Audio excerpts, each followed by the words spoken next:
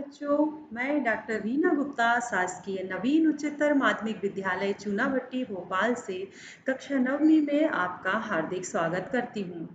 बच्चों, आज हम भाग 2 में अलंकार पढ़ेंगे, किंतु उससे पहले हम सांवले सपनों की याद पाठ के गृह कार्य को लिखेंगे। उसके उपरांत हम अलंकारों के बारे में जानेंगे। तो आइए बच्चों, हम सांवले सपनों की याद गृह कार्य करेंगे और इसके बाद हम अलंकार पढ़ेंगे। सांवले सपनों की याद के स्मृति बिंदु देखते हैं। इसमें हम गृह कार्य देखेंगे, फिर अलंकार, अलंकार की परिभाषा और अलंकारों के प्रकार को पढ़ेंगे। सालिम अली के बारे में हमने पढ़ा। सालिम अली एक पक्षी वैज्ञानिक थे। वे पक्षियों को आदमी की नज़र से नहीं, प्रकृति की नज़र से देखना चाहते थे। पर्यावरण के प्रति असीम संवेदना उनके अंदर थी। वे प्रकृति में एक टापू का स्थान पर सागर के रूप में उभरे थे। अब बच्चों, हमें इस गृह कार्य को करना है। हमने अनुच्छेद पढ़ा था, उसी तरह का एक अनुच्छेद हम यहाँ पर आपको दे रहे हैं। निम्नलिखित गद्यांश को पढ़कर नीचे दिए गए प्रश्नों के उत्तर लिखना है। पता नहीं इतिहास में कब कृष्ण ने वृंदावन में रासलीला रची थी और शौक गोपियों को अपनी शरारत का निशाना बनाया था। कब माखन भरे भांडे फोड़े थे और दूध छाली से अपने मुंह भरे थे। कब वाटिका में छोटे छोटे किंतु घने पेड़ों की छाए में विश्राम किया था। कब दिल की धड़कनों को एकदम से तेज करने वाले अंदाज में बंसी बजाई थी। और पता नहीं कब वृंदावन की पूरी दुनिया संगीतमय हो गई थी। पता नहीं यह सब कब हुआ था, लेकिन कोई आज भी वृंदावन जाए तो नदी का सांवला पानी उसे पूरे घटनाक्रम की याद दिला देगा। हर सुबह सूरज निकलने से पहले जब पतली गलियों से उत्साह भरी भीड़ नदी की ओर बढ़ती है, तो लगता है जैसे उस भीड़ को चीरकर अचानक कोई सामने आएगा और बंसी की आवाज पर सब किसी के कदम थम जाएंगे। हर शाम सूरज ढलने के पहले जब वाटिका का माली सैलानियों को हिदायत देगा, तो लगता है जैसे बस कुछ ही क्षणों में वो कहीं से आ टपकेगा और संगीत का जादू वाटिका के भरे पूरे माहौल पर छा जाएगा। वृंदावन कभी कृष्ण की बांसुरी के जादू से खाली हुआ है क्या? इस अनुच्छेद को हम ध्यानपूर्वक पढ़ेंगे और फिर उसके बाद हम इन प्रश्नों के उत्तर देंगे। प्रश्न 1 है, वृंदावन में सुबह शाम क्या अनुभूति होती है? आप इसको ध्यान से पढ़ेंगे और इसके उत्तर लिखेंगे। अपनी शिक्षिका की मदद भी ले सकते हैं इसमें। यमुना नदी का सांवला पानी किस घटनाक्रम की याद दिलाता है? और प्रश्न 3 है, वृंदावन किसकी जादू से खाली क्यों नहीं होता है? नीचे दिए प्रश्नों के उत्तर लिखना है आपको। ये प्रश्न पाठ से दिए गए हैं। इस पाठ में, अपने सांवले सपनों की याद पाठ में, लेखक ने सालिम अली के व्यक्तित्व का जो चित्र खींचा है उसे अपने शब्दों में लिखना है। और दूसरा प्रश्न है, सांवले सपनों की याद शीर्षक की सार्थकता पर टिप्पणी करिए। तो इस तरह से बच्चों हम ये होमवर्क को करेंगे, गृह कार्य को अपनी कॉपी पर करेंगे और अपनी शिक्षिका की मदद से इसको तैयार करके उनसे एक बार जांच अवश्य कराएंगे। आइए अब हम पढ़ते हैं अलंकार। जो पाठ्यक्रम में दिए हैं उस पाठ्यक्रम के आधार पर हम अलंकारों को पढ़ेंगे। सबसे पहले हम अलंकार के बारे में जानते हैं। बच्चों, आप लोगों ने पूर्व में भी अलंकारों के बारे में पढ़ा होगा। अलंकार का अर्थ होता है आभूषण।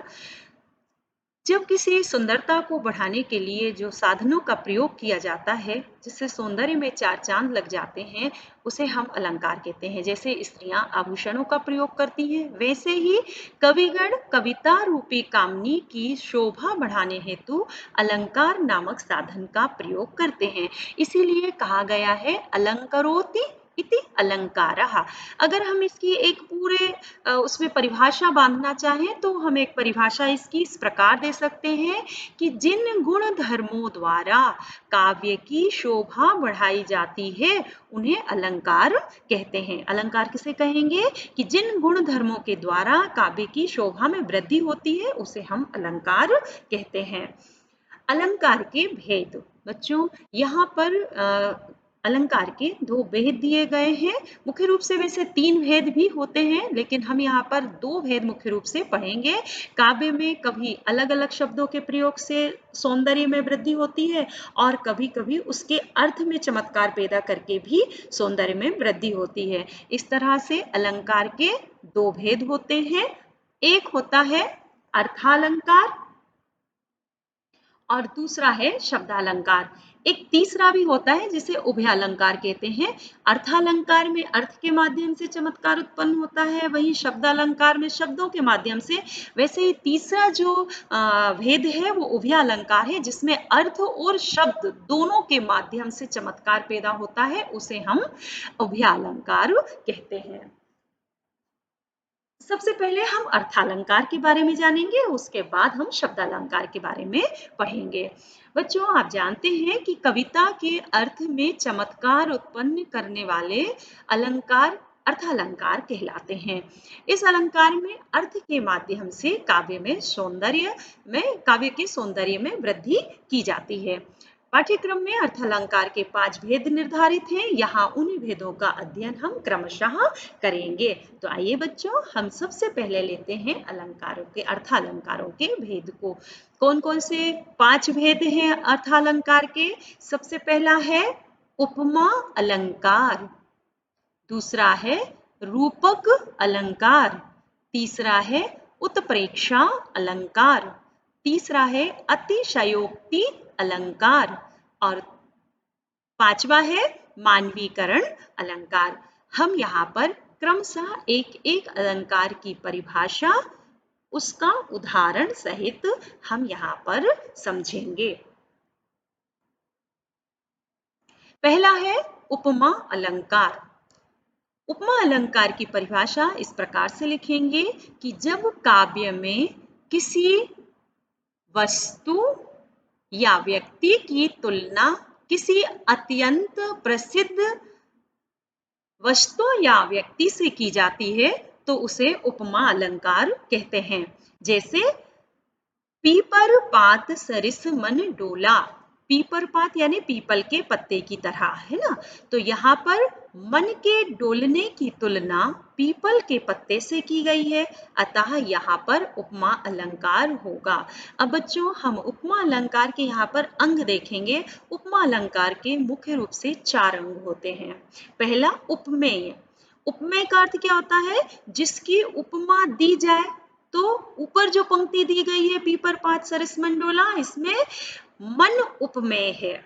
दूसरा उपमान, जिस प्रसिद्ध वस्तु या व्यक्ति से उपमा दी जाती है उसे हम उपमान कहते हैं। समान धर्म। समान धर्म क्या होता है? उपमेय उपमान की वह विशेषता जो दोनों में एक समान है। तो यहाँ पर क्या है?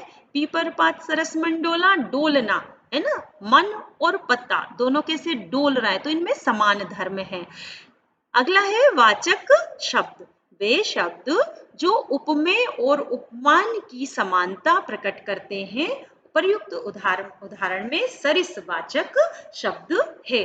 तो सा, सम, सी, सरिस, इव, ये ऐसे शब्द हैं जिनके माध्यम, ये सब वाचक शब्द हैं और इन शब्दों के माध्यम से हम उपमा अलंकार की पहचान करते हैं।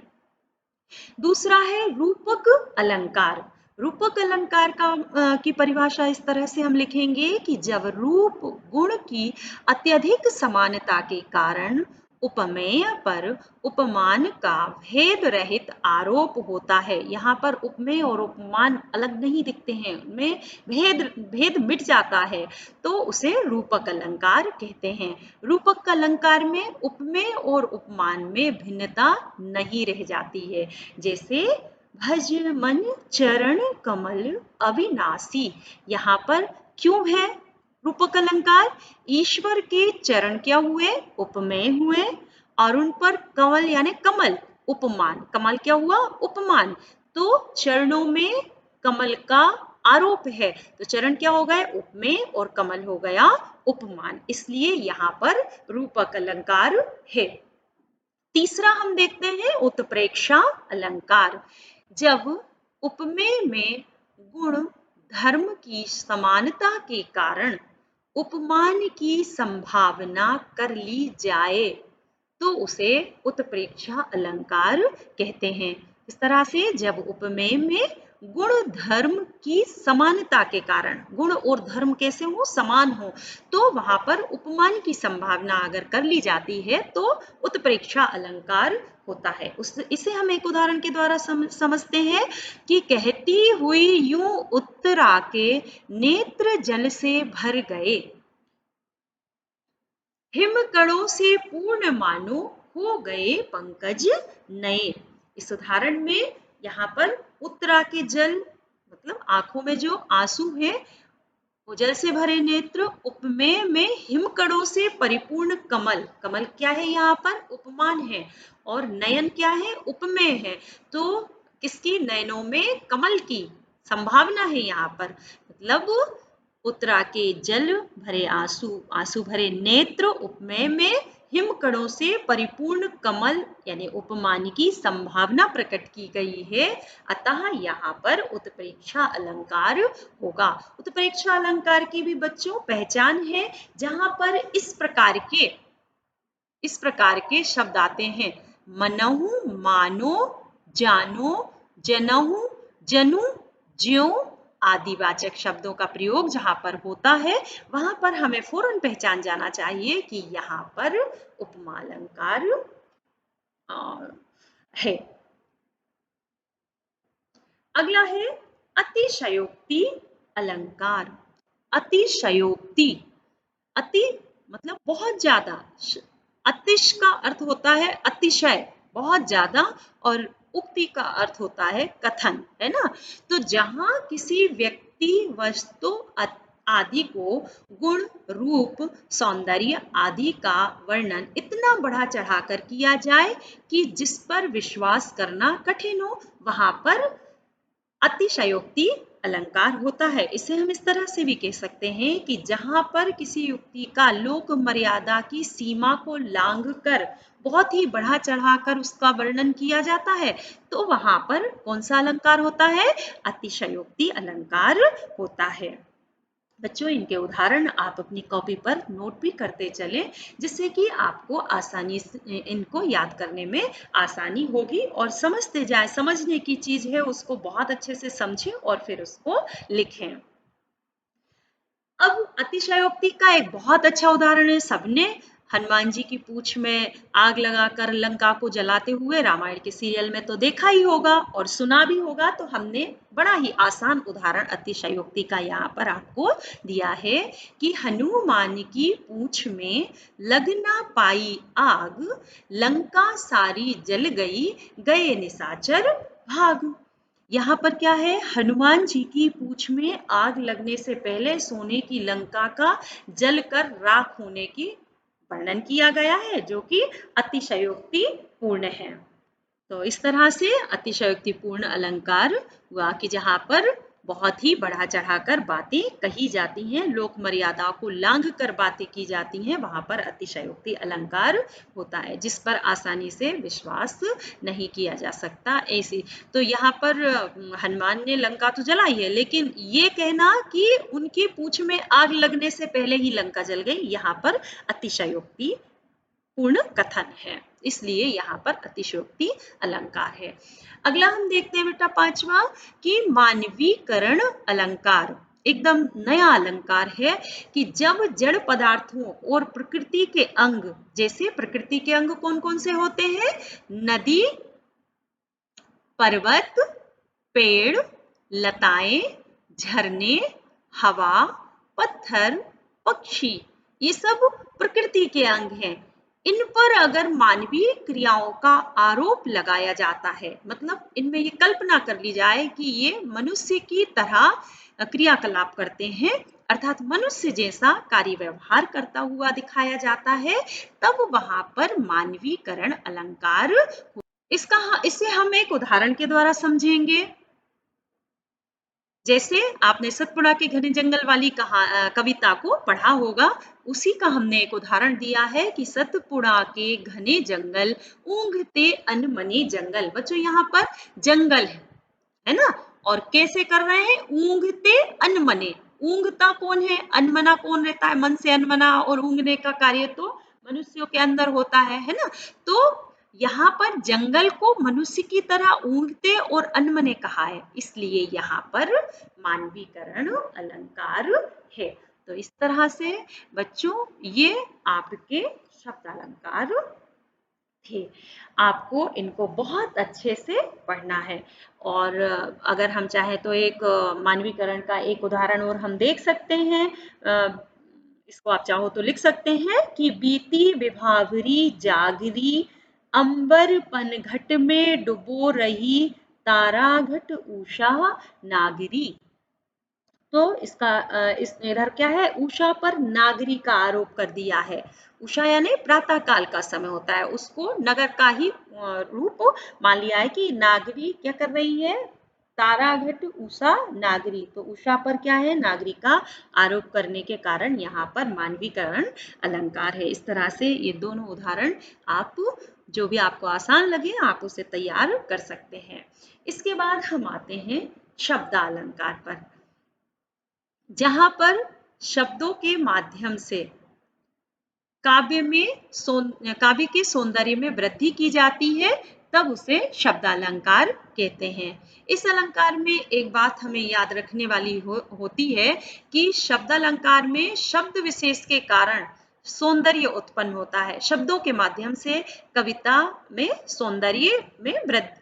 सौंदर्य में वृद्धि की जाती है। जैसे यहाँ पर हमने उदाहरण लिया है कि किस तरह से शब्द किसी भी कविता का अर्थ परिवर्तन कर देते हैं या उसके सौंदर्य को बढ़ा देते हैं। तो एक उदाहरण है, कनक कनकते सौगुनी मादकता अधिकाय, है ना। यहाँ पर कनक के स्थान पर अगर उसका पर्यायवाची, कनक का पर्यायवाची सोना होता है ना। तो अगर हम यहाँ पर कनक के स्थान पर सोना का प्रयोग कर दें, एक अर्थ इसका धतूरा भी होता है, अगर हम धतूरा यहाँ पर रख दें तो इसका सौंदर्य समाप्त हो जाएगा, है ना। अगर हम लिख दें कि सोना सोना ते सौगुनी या धतूरा धतूरा ते सौगुनी, तो यहाँ पर वो बात नहीं आ रही है, उसका सौंदर्य कम लग रहा है। अगर हम इसकी जगह पर ये लिखते हैं कि कनक कनक ते सौगुनी मादकता अधिका है, तो इसके काव्य सौंदर्य में वृद्धि हो गई, इसका सौंदर्य बढ़ गया। तो यहाँ पर हम शब्दों के माध्यम से क्या करते हैं, कविता का सौंदर्य बढ़ाते हैं। तो सीधा सा अर्थ क्या हो गया कि शब्दालंकार, शब्दों के माध्यम से जब काव्य में सौंदर्य उत्पन्न होता है तो वहां पर शब्दालंकार होता है। और जो पीछे हमने पढ़ा अर्थालंकार, वहां पर अर्थ से क्या हो रहा है, काव्य के सौंदर्य में वृद्धि हो रही है, इसलिए वहां पर अर्थालंकार होगा। आगे हम इसके भेद को समझेंगे। बच्चों यहाँ पर शब्दालंकार के भेद दिए हैं। शब्दालंकार के 3 भेद मुख्य रूप से अनुप्रास अलंकार, यमक अलंकार और श्लेष अलंकार। तीनों आप अच्छी तरह से भली भांति आप इनको कॉपी पर लिख लें। और पूर्व में भी मुझे लगता है अनुप्रास अलंकार तो हम हर क्लास में पढ़ते हैं, क्योंकि अनुप्रास अलंकार एक ऐसा अलंकार है जो प्रत्येक कवियों ने, आप पिछले कविताएं जो पढ़ते आए हैं पिछली कक्षाओं में 8वीं तक, तो आपने इनमें निश्चित रूप से अनुप्रास अलंकार तो पढ़ा ही होगा। आप ये कह ही नहीं सकते कि हमने अनुप्रास अलंकार को नहीं पढ़ा है, क्योंकि इतना प्रयोग अनुप्रास अलंकार का होता है कि हर कविता में हमें इसका प्रयोग देखने को मिल जाता है। तो शब्दालंकार के कितने भेद हैं, 3 भेद हैं, अनुप्रास अलंकार, यमक अलंकार और श्लेष अलंकार। यहाँ पर सबसे पहले हम पढ़ेंगे अनुप्रास अलंकार। जब काव्य में किसी वर्ण की आवृत्ति एक से अधिक बार होती है, अर्थात कोई वर्ण एक से अधिक बार आता है, तो उसे अनुप्रास अलंकार कहते हैं। यहाँ पर हमने आपको 2 उदाहरण के माध्यम से ये बात समझाई है। एक तो जो हम बार बार गाते रहते हैं, रघुपति राघव राजा राम पतित पावन सीताराम। यहाँ पर आप देखो, रघुपति रा, राघव रा, राजा रा, राम रा, मतलब एक ही वर्ण हो गया ना। र वर्ण जो है उसकी आवृत्ति बार बार हुई है। रघुपति में भी हुई, राघव में भी हुई, राजा में भी हुई, राम में भी हुई। तो एक ही वर्ण की बार बार आवृत्ति होने के कारण ये कौन सा अलंकार है यहाँ पर? अनुप्रास अलंकार। इसी तरह से आपने पिछली कक्षा में आपको उदाहरण देकर समझाया होगा, ये बहुत प्रचलित उदाहरण है इसका। चारु चंद्र की चंचल किरणें खेल रही हैं जल थल में, है ना। तो यहाँ पर क्या है? चारु में च, चंद्र में च, चंचल में चा, तो बार बार चा वर्ण की आवृत्ति होने के कारण यहाँ पर अनुप्रास अलंकार होगा। अगला है यमक अलंकार। यमक अलंकार जब काव्य में कोई शब्द एक से अधिक बार आए और उनके अर्थ अलग अलग हो तो यमक अलंकार होता है। अब यमक अलंकार का ये बहुत ही प्रसिद्ध उदाहरण है और बहुत आसानी से याद भी हो जाता है। कनक कनक ते सौ गुनी, मादकता अधिकाए, या खाए बोराए नर, वह पाए बोराए। यहाँ पर कनक शब्द का अर्थ है धतूरा। आपने देखा होगा धतूरा भगवान शिव के ऊपर चढ़ाया जाता है।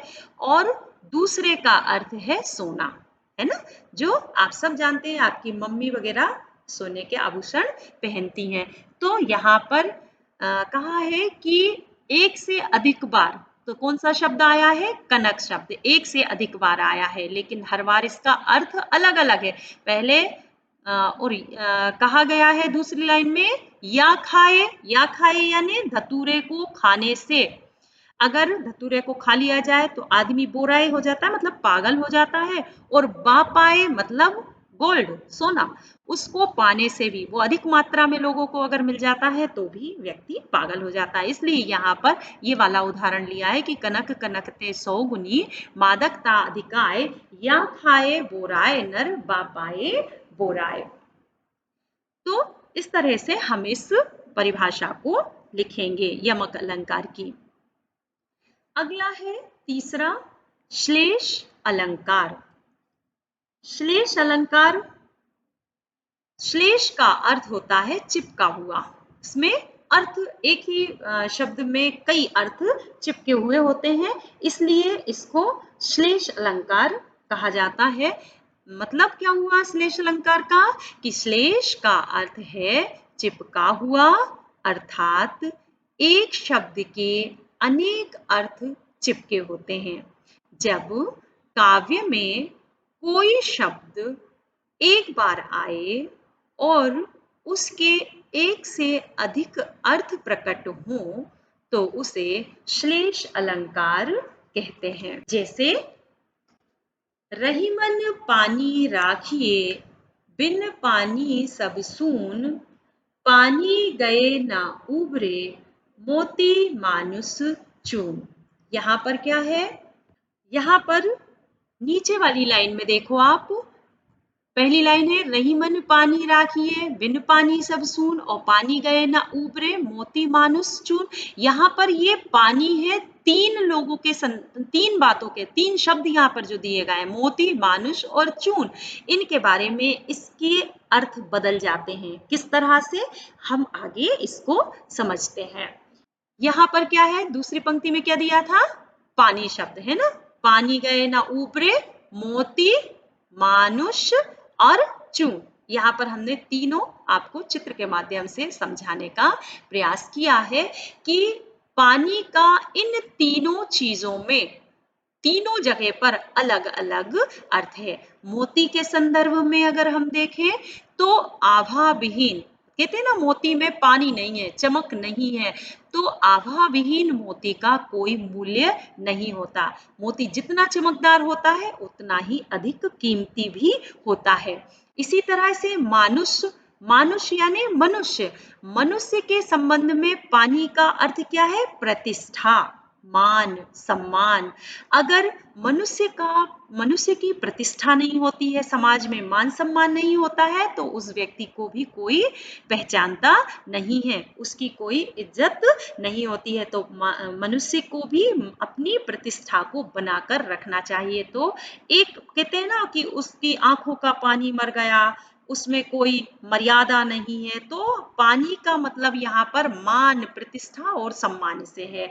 इसी तरह से चून, यहाँ पर हम आटा या चूना दोनों से ही अगर हम लें तो ये क्या है, एक पाउडर होते हैं, सूखा पाउडर होते हैं। अब अगर आप इनमें पानी का सम्मिश्रण नहीं करेंगे तो ये आप इसका प्रयोग नहीं कर सकते। जैसे रोटी के संदर्भ में अगर हम चून के संदर्भ में लें, आटे के संदर्भ में, तो पानी जब तक आप मिलाओगे नहीं तब तक उससे आटा नहीं गूंदा जा सकता है और रोटियां नहीं बन सकती हैं। इसी तरह से अगर हम चूना के संदर्भ में भी पानी का महत्व लें तो पानी का महत्व क्यों है वहां पर, कि सूखा चूना पुताई के काम नहीं आता है। उसके लिए हमें क्या करना पड़ता है, चूना में पानी डालकर उसे गलाना पड़ता है, फिर उससे हमें उसकी पुताई करनी पड़ती है।